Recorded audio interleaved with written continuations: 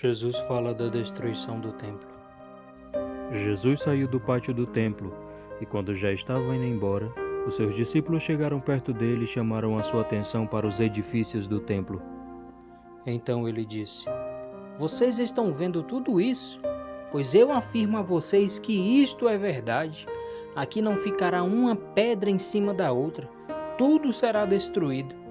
Sofrimento e perseguições. Jesus estava sentado no Monte das Oliveiras.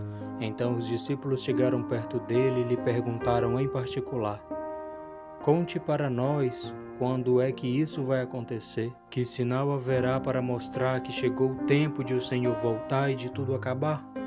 Jesus respondeu: "Tomem cuidado para que ninguém engane vocês, porque muitos vão aparecer fingindo ser eu e dizendo: 'Eu sou o Messias', e enganarão muitas pessoas. Não tenham medo quando ouvirem o barulho de batalhas ou notícias de guerras. Tudo isso vai acontecer, mas ainda não será o fim. Uma nação vai guerrear contra outra, e um país atacará outro. Em vários lugares haverá falta de alimentos e tremores de terra. Essas coisas serão como as primeiras dores de parto. Depois vocês serão presos e entregues para serem maltratados, e vocês serão mortos. Todos os odiarão por serem meus seguidores. Nessa época, muitos vão abandonar sua fé e vão trair e odiar uns aos outros. Então, muitos falsos profetas aparecerão e enganarão muita gente. A maldade vai se espalhar tanto que o amor de muitos esfriará. Mas quem ficar firme até o fim será salvo. E a boa notícia sobre o reino será anunciada no mundo inteiro como testemunho para toda a humanidade. Então virá o fim, o grande sofrimento." E Jesus continuou: "Vocês verão no lugar santo o grande terror de que falou o profeta Daniel. Que o leitor entenda o que isso quer dizer. Então os que estiverem na região da Judéia que fujam para os montes. Quem estiver em cima da sua casa, no terraço, que fuja logo e não entre para pegar suas coisas. E quem estiver no campo, que não volte para casa a fim de buscar suas roupas. Ai das mulheres grávidas e das mães com criancinhas naqueles dias.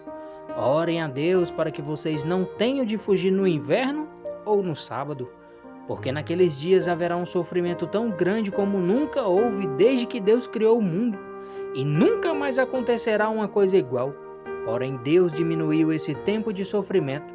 Se não fosse assim, ninguém seria salvo. Mas por causa do povo que Deus escolheu para salvar, esse tempo será diminuído. Portanto, se alguém disser para vocês: 'Vejam, o Messias está aqui', ou 'O Messias está ali', não acreditem.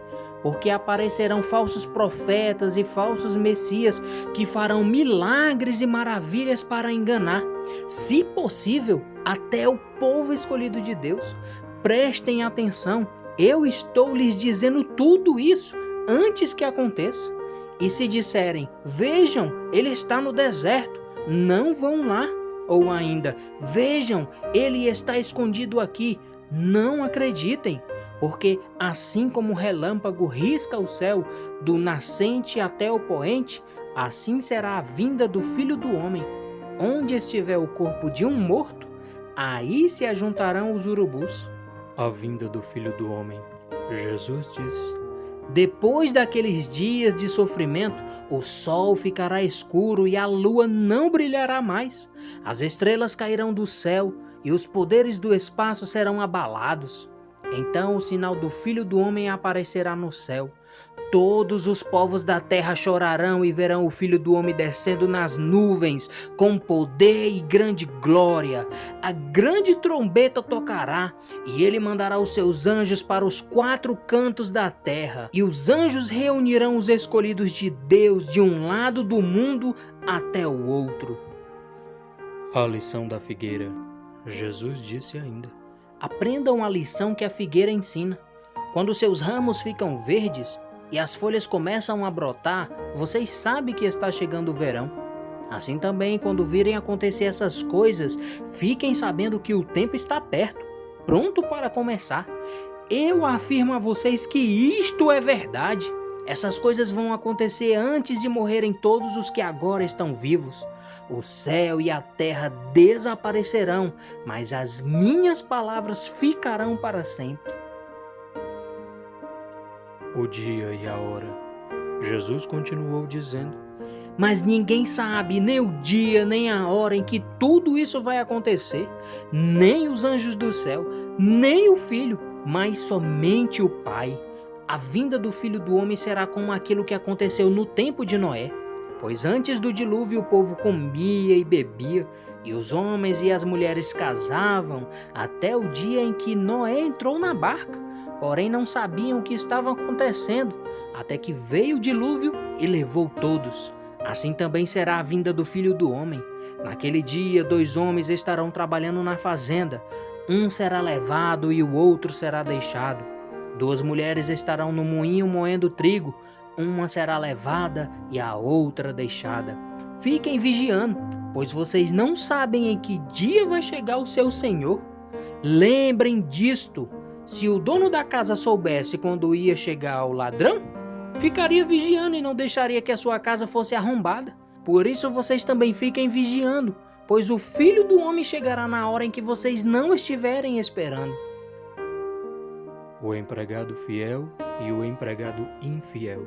Jesus disse ainda: Sabemos que é o empregado fiel e inteligente que o patrão encarrega de tomar conta dos outros empregados, para dar a eles os mantimentos no tempo certo.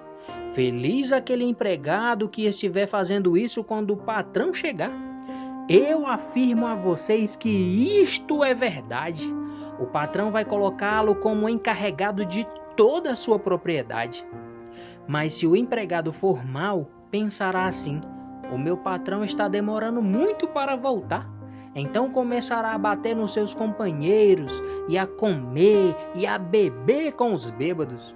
E o patrão voltará no dia em que o empregado menos espera e na hora em que ele não sabe. Aí o patrão mandará cortar o empregado em pedaços e o condenará a ir para o lugar onde os hipócritas vão.